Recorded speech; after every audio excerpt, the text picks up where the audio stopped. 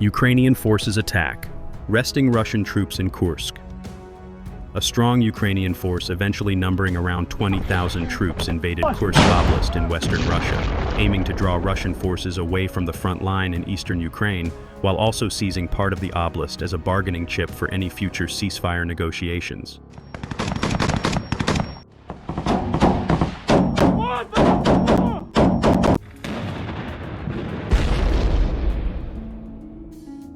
The Russian and North Korean Field Army took an operational pause on or just before February 5th, the Ukrainian Center for Defense Strategies reported. Russian regiments needed time to induct fresh troops and replacement vehicles. The 12,000-soldier North Korean Corps in Kursk was expected to rotate in a fresh regiment or two with a few thousand troops. Taking advantage of the pause, the Ukrainian Siversk Operational Tactical Group in Kursk attacked on Thursday, and quickly advanced as far as 3 miles along several axes on the southeastern edge of the salient.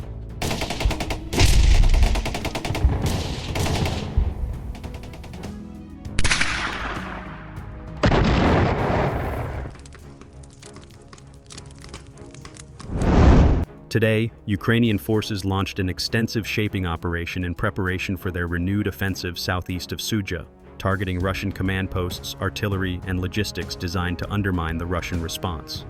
As the Ukrainian precision strikes decapitated the Russian command structure, Ukrainians were able to consolidate their gains and have pushed up much further than initially thought.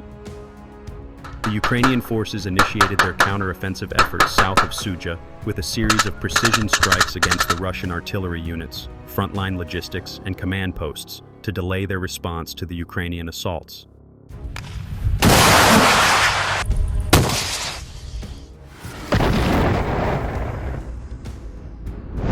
Ukrainians detected and launched a precision strike against a Russian command post with ATACMS missiles, which resulted in the elimination of key Russian officers responsible for coordinating and planning their operations in the Kursk salient. Ukrainian President Volodymyr Zelensky later confirmed this and stated that the Ukrainian strike against a Russian command post successfully killed dozens of Russian and North Korean officers, severely undermining the Russian command and control structure in Kursk.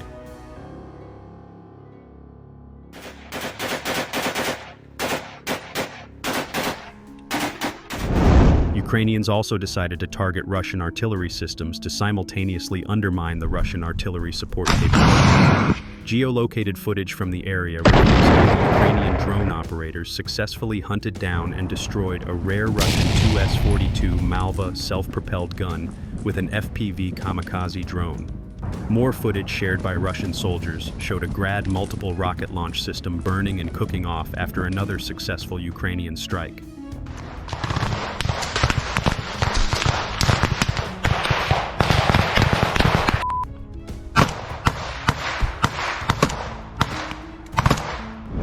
Combat footage reveals the destruction of Russian forces' accumulations and reinforcement routes by drone strikes from Plakovo to Giri, undermining the Russian capability to adequately respond to the Ukrainian attacks. This is in continued pursuit of their goal of gaining a larger buffer zone south of Sudzha, denying Russians an easy assault vector into the town and forcing them to conduct drawn-out grinding battles to retake the territory. By expanding their control area, the Ukrainian forces could also secure positions along the Sel River and fortify them, denying Russian forces any chance of easily attacking and entering the southern part of Sudzha.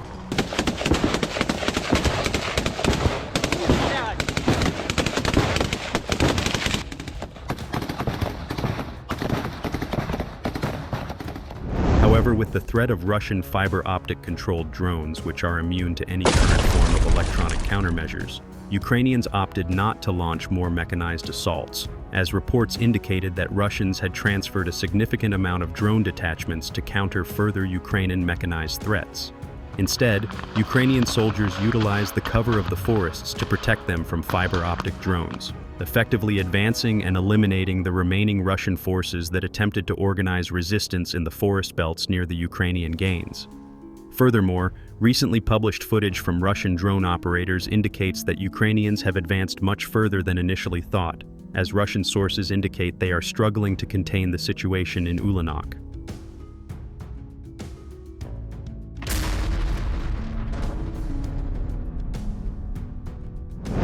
Overall, Ukrainians conducted an incredibly effective shaping operation in preparation for their counterattacks south of Sudzha and continued to gain ground with each day.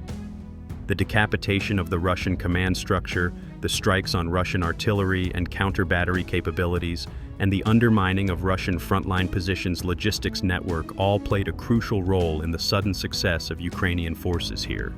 Continued operations in this area will allow the Ukrainian forces to advance further east while forming a powerful line of defense along the Sel River.